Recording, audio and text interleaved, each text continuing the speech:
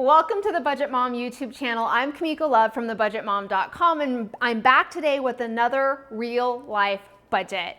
And today we're doing a Canadian budget. We're doing a real life budget from our community member, Morgan, who lives in Canada. And when I was working through this, it really became apparent to me how passionate some people are about their trade-offs in their lives and their priorities from the way that we spend our money. Now with Morgan, she is really into eating healthy. Big health nut, wellness, she's into wellness, mainly though clean eating. And sometimes that can really, most of the time, pretty much all the time, that can play a big role and the amount of money that we're spending on our grocery budget every single month. And just immediately seeing her grocery numbers, I knew that that was really important to her. It's a non-negotiable in her life. That said, we have to be realistic about what we can accomplish with the trade-offs we are making in our lives. And so going into this, knowing how important that was to her, it was a non-negotiable, I did have to tweak some of these numbers to make progress on the financial goals that she wants to accomplish in her life. So let's take a look at Morgan's real life budget.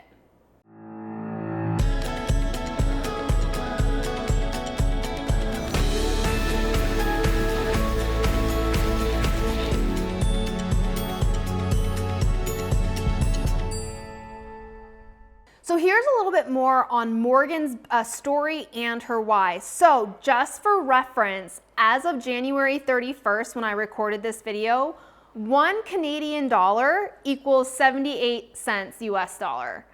That's basically the exchange. So the why for Morgan is her son. I want to be the best example to him and to move past living paycheck to paycheck. I want to be able to save for a house payment, reliable vehicle, savings, retirement, and helping others. Now, a little backstory. She's 38 years old, esthetician, single mom of a 17-year-old boy, and they have a 14-month-old German Shepherd puppy. They moved across the country 6 years ago from BC to Ontario, Canada to help the grandma. She lost most of the equity in her home when she sold it due to the market dropping, and have not yet been able to get back into home owning. Rent is very high where I live, and a 20% down payment is required to buy. I have to cut back costs where I can, including no more hair coloring, gel nails, or gym membership. I eat as healthy as I can, which includes daily juicing and organic plant-based to keep my immune system up, as I have a medical condition that I try to keep minimized. So the clean eating for her really also has to do with the medical condition that she has. So let's look at her income. So currently, she has a total income of $3,607. Now, when you're looking at these worksheets, she provided everything in Canadian dollars. Next to it in parentheses, I just wrote down the US dollars. This is strictly for reference. She's paid bi-weekly. So in February, she gets paid these dates. She is receiving the child support on the 3rd for $124. She gets a paycheck bi-weekly. So in February, it's the 3rd and 17th, but the first paycheck of the month includes commission.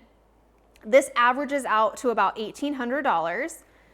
She is still receiving the child tax benefit. Now I know here in the States it has ended. For Canadians, it's continuing. So she will continue to get this child tax benefit, $383 a month, and then she'll get paid again for $1,300 for her paycheck. If we look at her bills and fixed expenses, this is all she has for her fixed expenses. She has rent, which definitely is the biggest portion of her fixed expenses at $1,600. Sponsored child, her cell phone, car insurance, her utility and gas utility, and then life insurance. Total fixed expenses equal 2205. Now, red or green? This is what I initially look at. She's getting paid $607. Her fixed expenses is $2205. Okay, we're still in the green, meaning she has more inflow or income into her life than is going out for fixed expenses. But remember, we also have to take care of variable spending. Now, this is what gets her to the point where she is using a credit card every month to live on. Grocery bill. She was and is doing $1,200 for just her and her son for groceries, while still having $100 for eating out. I don't live in Canada, so I don't know the grocery prices in Canada, let alone like the organic type of groceries she might be buying.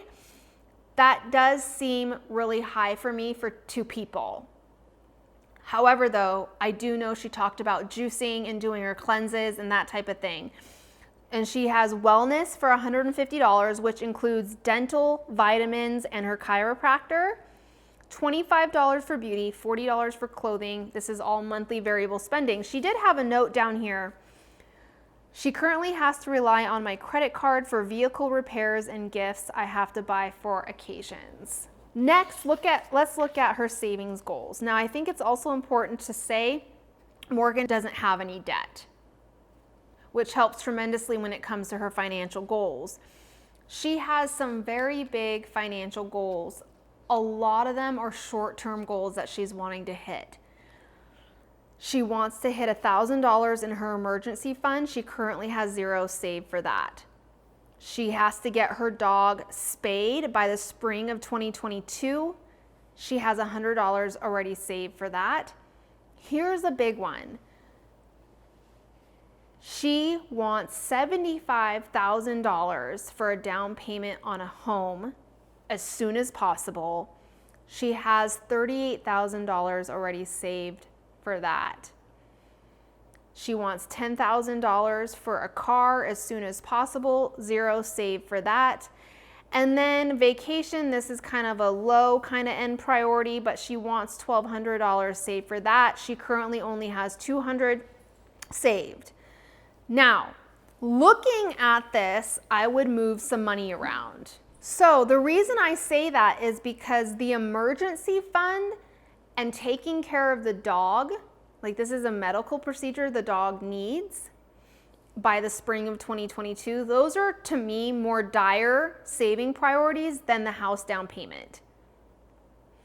So I would take $1,000 from this savings and cover that emergency fund, check it off, it's done. I would take another $1,000, take care of that dog, spay, check it off, it's done. You've taken care of two financial goals, but you decreased this savings goal this savings amount you had saved for this goal down to $36,000. That's okay. There's no real time limit on this. Remember, this is a want. We have time to get here.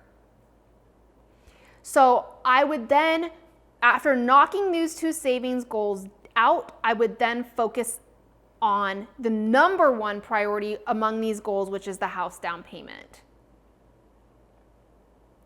And so we have time, though, to rebuild this as we go.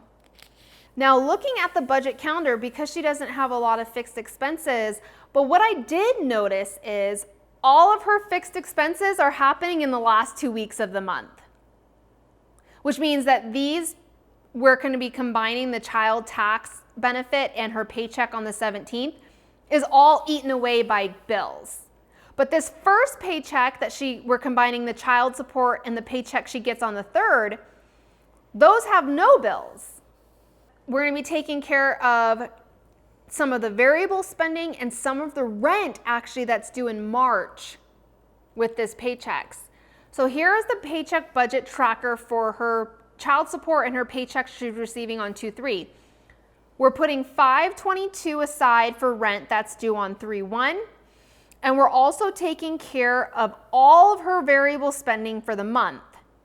And then we're taking care, the rest of the money in her budget is going to go towards that house down payment of $187.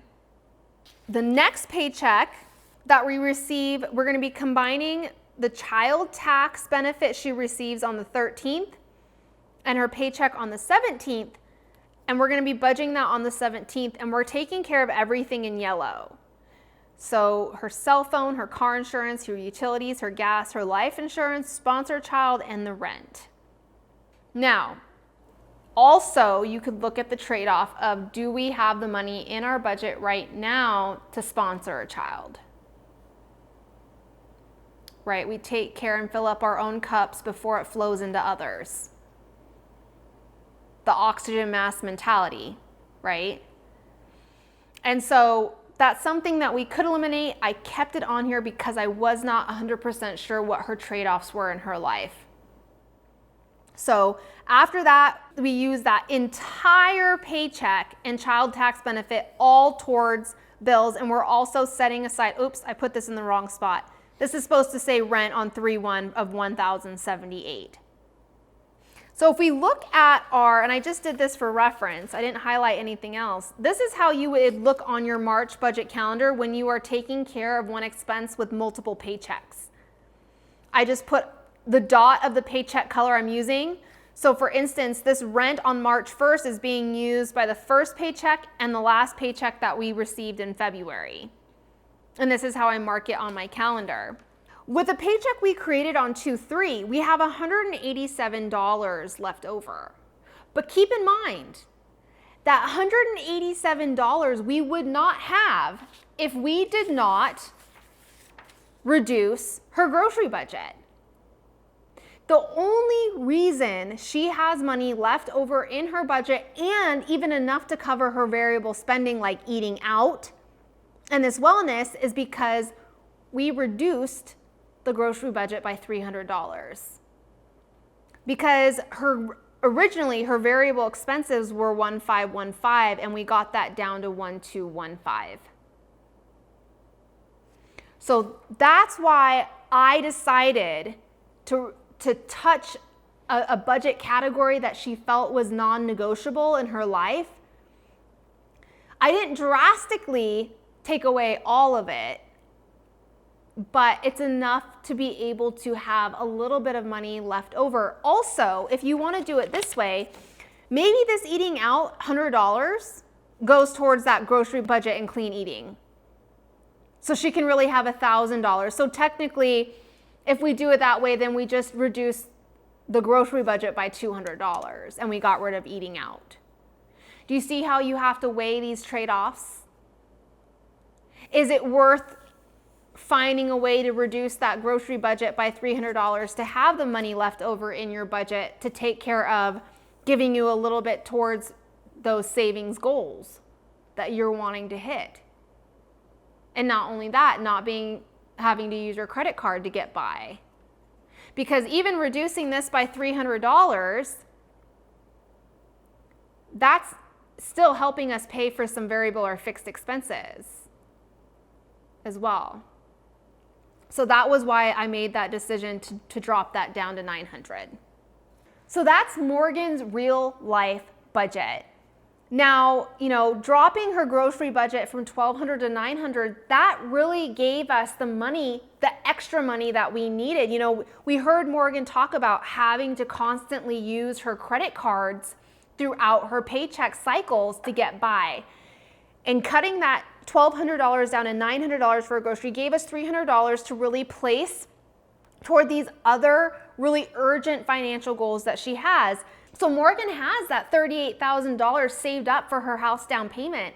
And I think it's important that we use $1,000 of that to put towards her emergency fund, get rid of that goal, $1,000 to getting her dog taken care of. She needed to get her dog spayed that in spring of 2022. And then it gives us more time to build up that house down payment account while we have it as we work through this budgeting process. So those are my main recommendations. Trade-offs can be really hard, especially when we feel like it's a need and it's no longer a want. But we have to look at the overall big picture of the consequences of the trade-offs that we're making. It's clean eating now, the way that we have constantly spent our money on food, or it's taking care of some of these other financial goals. Or it's possibly looking at, hey, can I still eat the way I want to, but maybe do some tweaks and some research on the things that I am buying? Are there cheaper and more affordable options that maybe I haven't discovered or looked at yet? So that food budget is something that we really do need to look into and get that down in order. And I can definitely see why she is feeling the need to use credit cards, because she is so tight and she's really wanting to put money towards owning a home, which I think by looking at this is kind of one of the most important things that she wants to accomplish. So if you found this video helpful, please like it and don't forget to subscribe. Yay. Oh, clothes, yes. I was like, why are you still going? What up? Wait, did I forget to say something?